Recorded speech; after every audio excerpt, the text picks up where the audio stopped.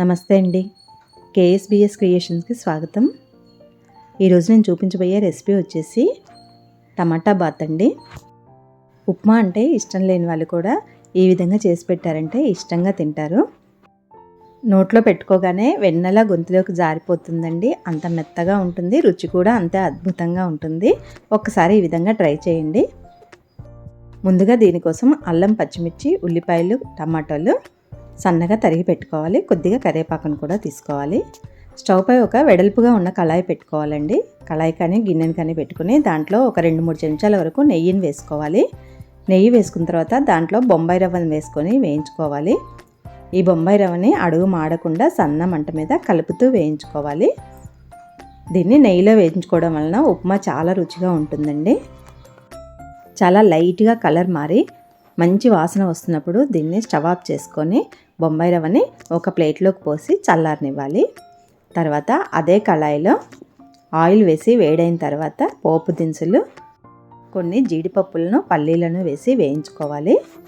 ఇవి కొంచెం ఎర్రగా వేగిన తర్వాత తరిగి పెట్టుకున్న పచ్చిమిర్చిని, అల్లాన్ని వేసుకోవాలి. ఈ అల్లం, పచ్చిమిర్చి పోపులో బాగా వేగాలండి. ఇవి ఎంత వేగితే ఉప్మా అంత టేస్ట్గా ఉంటుంది.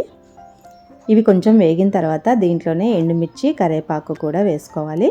అలాగే ఉల్లిపాయలను కూడా వేసుకొని ఒక్కసారి మగ్గించుకోవాలి. ఇవి 1 నిమిషం పాటు మగ్గిన తర్వాత దీంట్లో తరిగి పెట్టుకున్న టమాటా కూడా వేసుకోవాలి. ఇవన్నీ ఒకసారి కలుపుకున్న తర్వాత దీంట్లోనే కొద్దిగా పసుపు వేసుకోవాలి. అలాగే రుచికి తగినంతగా ఉప్పు కూడా వేసుకోవాలి. ఈ రెండు వేసుకొని ఒకసారి బాగా కలిపి మూత పెట్టేసి 1 నిమిషం పాటు మగ్గించుకోవాలి. ఈ కూరగాయ ముక్కలన్నీ కూడా మగ్గాలి.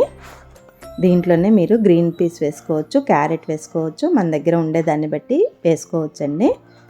ఈ విధంగా కొంచెం మగ్గిన తర్వాత దీంట్లో 1 గ్లాసు రవ్వకు గాను 3.5 గ్లాసుల వరకు నీళ్లు పోసుకోవాలి. నీళ్లు పోసుకొని ఒకసారి ఈ విధంగా కలిపి ఉప్పు సరిపోయిందో లేదో టేస్ట్ చేసుకోవాలండి. తర్వాత సన్నగా తరిగిన కొత్తిమీరను వేసి ఇది ఒకసారి బాగా మరిగించాలి. ఈ విధంగా మరుగుతున్నప్పుడు ఒకసారి గంటెతో కలుపుకొని ఇప్పుడు ఇందులో రవ్వని పోసుకోవాలి. వేయించి పెట్టుకున్న రవ్వని వేసుకుంటూ కలుపుకుంటూ వేసుకోవాలండి.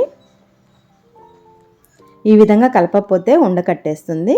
గంటెతో కలుపుకుంటూ కొద్ది కొద్దిగా రవ్వను పోసుకోవాలి.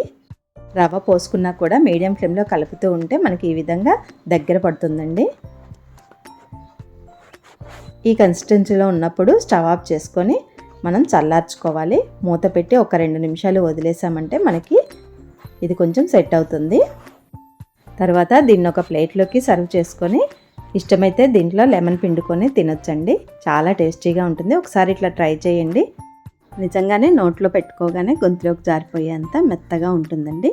ఒకసారి ట్రై చేయండి. రుచి కూడా చాలా బాగుంటుంది. నచ్చితే లైక్ చేయండి. Thank you.